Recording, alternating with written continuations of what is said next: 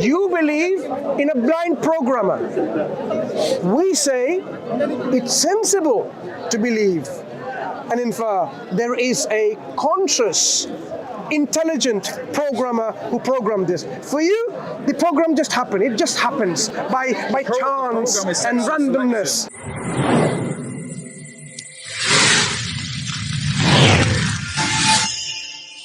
Telling you that this is a human talking to you. Okay, so now this is automatic. Brain is processing this. And another kind of processing is that we use our intellect, the mathematical kind of thing, in external notebook. You know. Yeah. So kind-wise, the same same manner, we argue with reasoning. That's called philosophy. So we take certain observation. Philosophy is that step is a branch of science and a theoretical science which try to make sense out of the observation. So we put meaning to something happening. So some effect. So like you are seeing the light, sound coming from this structure, and you are putting a meaning like human, that you talk to human, right? Like you have preconception, you have pre-memory that how a human looks like, how it talks, what is its effect. Okay, so and then you identify that whether this bunch of atom is an intelligent collection or its effect is intelligent or not. So therefore you attribute that this collection has intelligence, this collection has free will. So what in nature we see that in nature see quantum mechanics, randomness is there. So how do you know that I have free will? Because you cannot predict certain things, what I going to choose. I'm sorry? How do I know? How do you know that I have free will? You see that here? Free will. Oh, free will. Sorry, how do you know? You analyze my works, my nature of works. How do we work? You cannot predict certain things. And how do you infer that I have intelligence? You see that some my works have meaning to you. Some planning is there. Some meaning is meaningful. I can create something, I can draw something, I can do some calculations. Right. Yes, and how do you know that I have a free will? Because you cannot predict something. Something is there. Even if you acknowledge the intelligence, but even if you cannot predict that what I am going to discover next time, what I am going to write in the next paper. And once I have written the paper, you acknowledge that this is intelligent thing. Yes, but before that there is a randomness. There is a unpredictability. So unpredictability with intelligence. So nature has quantum mechanics. Unpredictability. Do you agree with that? Unpredictability with intelligence? Yes. So there is a certain level of unpredictability, but that unpredictability is also enforced by this ability. Ability is behind there. So whatever whatever I have said, that even if you toss the coin, you need some energy to make this event. Whether this event is random or regular, that is another thing. But we have to acknowledge that there is certain ability behind that first. Is it random though? When you toss using the coin example, is that random? So the result is random. That is classical. That is classical. The direction, the angle. Yes. Yeah, it's not random. You can make predictions somewhere, but quantum mechanics nails everything. So there you cannot be you cannot be 100% certain about the final outcome.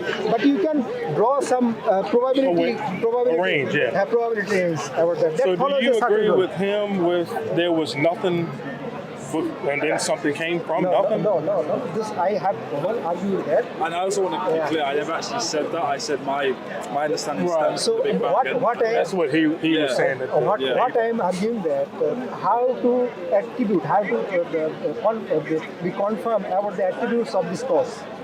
What I am saying that we analyze the effect. Like if you try to attribute some maybe physics. Yes. The intricacy of physics may not click on you. Sorry. If you watch a painting, yes, and look at the details of the paintings, you know the painter knows, for example, what a building looks like in the windows and doors and chimneys and inside, so all the structures and so on. By observing, the picture itself, you can infer a lot about the artist. You say infer? Is that what you're doing? Is inferring Allah as theoretically the artist? We are being logically just. This is the logical approach that one can take if you don't have the faith already. Yes. You can take that approach and you will see that even logical approach leads us to this inference. Someone who has a faith, we don't have to start from scratch. We have various other reasons why we believe Islam is true, Quran is true, Prophet Muhammad is true. Well, sorry, I'm about to leave myself now, but all I want to leave it at this is because I believe that scientific theory, if you want to study religion as well, that should be fine. But I think that when people study religion, they should also study scientific study methodology alongside it, because I think that when people just accept like one version of a story or an event. But science does not contradict God. Do you see the point? You can study as much of science as possible. His whole argument is try to tell you science in fact confirms the existence of... Some factions of Islam don't believe in the theory of evolution. So that's what does evolution have got to do anything about God? It's within laws. Absolutely. Maybe not with God. The origins. Just 1 second, Ken. I think here's the problem. Evolution seems to be a comfort zone of the atheists. When evolution does not explain the origin of matter. Irrelevant. The evolution origin of matter, to me, as not believing in any... Does evolution explain that? In anything. Martin, does evolution explain that? Origin of matter? No. Exactly. So evolution is a red herring. You don't need to bring evolution in when we want to talk about... It's such a big part of... When it comes to the origin of the universe, the cosmos, bringing an evolution in is a red herring. It's irrelevant. It's still part of the time. No, we're talking about... Evolution is still its laws, you need energy, and all this randomness. Which it has. We have fossil records of Neanderthals, Denisovans. These were all evolutionary stages from which humans grew from. Because do you know how humans actually came to be? So what is the point we are discussing? We were originally chimps. So much of a comfort zone of the atheists. Evolution is a comfort zone. Evolution does not deny God. Rather, the process of evolution, to explain that you need energy, you need laws, you need that. So what I have already discussed. I'm not disagreeing with those laws of nature which I've reaffirmed from the very beginning. If you accept laws of nature, that means this intelligent being is there. It doesn't necessarily mean it's an intelligent being. When you say laws of nature, it means it's a point of origin. When you say laws of nature, is nature conscious? I don't believe nature is conscious. Right. So how does nature transform things in organized complexity without being conscious? Through the laws of nature. No. The laws are there. Yeah. But how does it stems from the point of view of the universe? But again, you're trying to brush over. Think about something. Let me just go back. Kane. Think about it. Think about it. When a human embryo or any embryo develops, right? The cells multiply. As the cells multiply, they eventually form from the cells to tissues, and from the tissues to organs, right? So say, for example, initially there are cells there which are indistinguishable from any other cell, okay? The cell starts dividing, eventually they will aggregate together in one place, the heart, and they make the tissue of the heart and eventually the organ. Now, there is already a program for them to go there. What's telling them to go and aggregate there and not here in the stomach? Because these cells will differentiate into the cardiac cells. They're slightly different than other cells. Likewise, the cells for the kidneys or for the lungs and so on, they're different. So all cells are differentiating. How are they going there in a specific place to accumulate together and organize themselves in this particular organ? Because there's a program. The question is, you believe in a blind programmer. We say it's sensible to believe and infer there is a conscious, intelligent programmer who programmed this. For you, the program just happened. It just happens by chance and randomness. The program is sexual selection because sexual selection is what deviated chimps and humans. Before humans evolved, we were all chimps. What's one group of Wait. Well, let me just finish. No, I'm not going to accept that. You're making. Just say this is my blind faith. It's not blind faith. It's possible. Then, chords. wait, Kane. This is where, when you're speaking about as an evolutionist in this belief, I have to question this. All you see in the fossil strata are layers of species that left behind in their fossilized form. You are assuming one form gave rise to the other. Wait. Why are you assuming that the top form came from the bottom form? Why are you assuming that? Where is the connection? There's the Denisovan cave. I think it was in Asia. There was a cave found, and there was fossil remains which clearly showed that a form of a human existed X amount of years ago. I'm not sure the exact time frame. So that's verifiable evidence of how we you don't understand evolution and the fossil record at all. When you have fossils in the layers, you see these are layers, yeah? You have one fossil here, one fossil there, one fossil there, and so on. Why did you make an assumption this fossil evolved from that? All you see, wait, Kane, wait. I will give you the chance to explain. First, understand the problem. Why are you assuming that this evolved from this? What connection do you have? What evidence do you have? Okay, here's my evidence. It's a blind faith. Do you know how blue eyes originated? Blue eyes? Blue eyes. Tell me. The first person with blue eyes originated 10,000 years ago, meaning that before 10,000 years ago, humans didn't have blue eyes. It was a gene mutation. We have verifiable evidence that it came from a single male ancestor, and that ancestor reproduced, and any person that has blue eyes today is a descendant from that ancestor. That's your evidence. That's evolution, because we evolved, or that group of people evolved. Have you heard about irreducible complexity? Sorry? Irreducible complexity. I don't know that. I've not. Okay, let me give you an example of mousetrap. Yes. Do you know what a mousetrap is? Trap a mouse, right? Put some cheese in there, and there's a trap, there's spring, and when a mouse comes in to eat the cheese, that's it. Can a mousetrap evolve by itself? No, it's the without anyone making it. This is called such complex that you need all the pieces together to function. You cannot have just a spring by itself, and so on. You cannot reduce it to one component. All of these components have to be together to function. Do you agree with that? The eyes, yes. So, sorry, do you believe in sexual selection? Wait. Your understanding of evolution is really, mundane level basic. What I'm saying is, have you studied genetics? At a high level, yeah. Which level? University degree? Not a formal university. I'm saying at a high level. No. I know, for instance, that. Wait. Did you study genetics in a university? No. Degree, master's, PhD, and beyond? No. So it's a basic level. All you have read may be books that talks about this in detail. That's not a high level study. The foundations are quite clear. I studied genetics during my module in the university degree. But I'm not claiming I have knowledge about genetics, but I understand the mechanism. What I'm saying is, your knowledge comes from propaganda materials from evolutionists that you've read. You've seen their videos, you've read their material articles, you may have read some of the popular science books they produce. That's all, isn't it?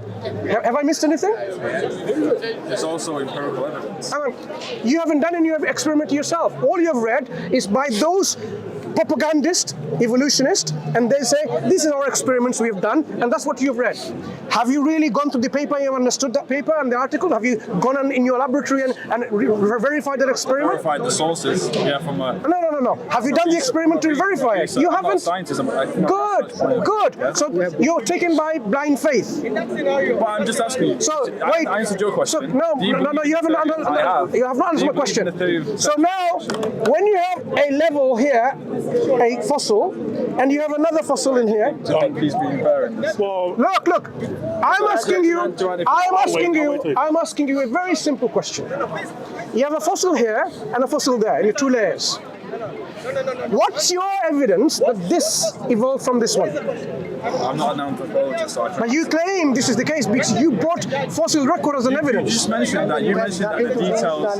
You mentioned that the details aren't always important. And he cited. I'm saying that evolution has nothing to do with nullifying God. Yeah, because even you can have a belief system in which. Do you accept the theory of Just to, brother. Yes, that's I'm telling you what you said. Even you can have a belief in which God has put this mechanism of evolution to happen by these selection pressures and so on.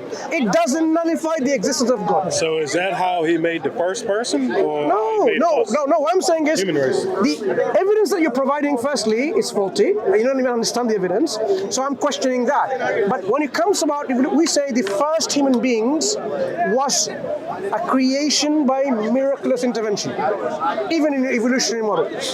Miracle. We believe in miracles. You don't, because we believe in Creator, who is knowledgeable and who can intervene and who can create things which you did not even expect. So how did the creator create the first person if you're saying that he could have done it that way also? No, I'm saying evolution and all its mechanisms is in no way a nullifier of God's existence.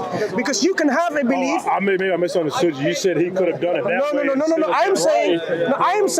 No. You haven't misunderstood. I'm saying you can have a view, even a theistic view, in which God created the first living things, and He put certain laws in place, and then because of these laws, they just evolve from one from the other. You could have done that. Yeah, It doesn't. That process does not. That process does not nullify God existing or not. Do you follow that? That process of evolution does not nullify that God exists or not. It doesn't confirm that God exists. Confirms in the sense that It doesn't nullify it. That's what I'm saying. When people like Cain brings evolution in place, it's an attempt to reject God and nullify God. I'm saying, even through evolution, as the brother is saying, it has nothing to do with God's non-existence. So you need to now explain from an atheistic perspective, why does something exist rather than nothing? Why do we see organized complexity and transformation without an organizer, without a designer? Because we see throughout design, all you are accepting, all you're assuming is design can happen by chance, because that's what we observe in the fossil record. No, we have observed nothing. We only see organisms in these layers, and you're making an assumption, a fundamental assumption that this evolved from the other. You talking to me? Okay. I want to just. That's an assumption you're making, right? Well, that will evolve. sexual selection does exist, and I already mentioned the blue-eyed animals. How many times have we bred a dog? Hundreds and thousands of times. Yeah. Have you ever made a dog into an elephant? Nobody asks because genes are forever. Wait. Cain. Have you ever made a dog by selective breeding into other than a dog? Well, that's not possible. Have you experimented in your lab and kept on breeding a dog and changed the genetic material and then transform itself to another species? Parts of other species. A dog is still a dog, Well, I mean, whether it's a Labrador or a terrier and so on. To a human's heart, you can genetically modify. No, you're genetically modifying and putting air and so on and so forth. It's still the same species, right? A Drosophila with a half a wing. Yeah, I need to go. Yeah, with a half a wing, still a Drosophila, right? Take it easy, buddy. Yeah. So when people say like, "Oh, we have observed transformation happening in our lab about speciation," I mean, come on, all you're bringing about bacteria. Bacteria is still a bacteria. It hasn't become a virus, has it? With this genetic transformation. I mean, I see where you're coming from with that. Anyway. And Quran is a book. If you read this Quran, stepping in that. Martin, if you read this Quran, it will really give you the read it. guidance that you need. I've read it. Yeah. And So- when we have more time, I'll be around next week. I don't know if you're still here for a while or. Oh yeah, next time and then next week as well. I'll be here next weekend because I have a whole lot of questions. Sure. And, We can go through that. Yeah, definitely. So let's leave that. It's been a long talk. No, that's fine. We can talk to Martin again I mean, later. if you ain't packing up, then Inshallah. I have a couple more questions if you ain't packing up now, but We need to go because someone already asked me to go and see him. right on. I ain't gonna hold you up, buddy. Appreciate it. It's been fun.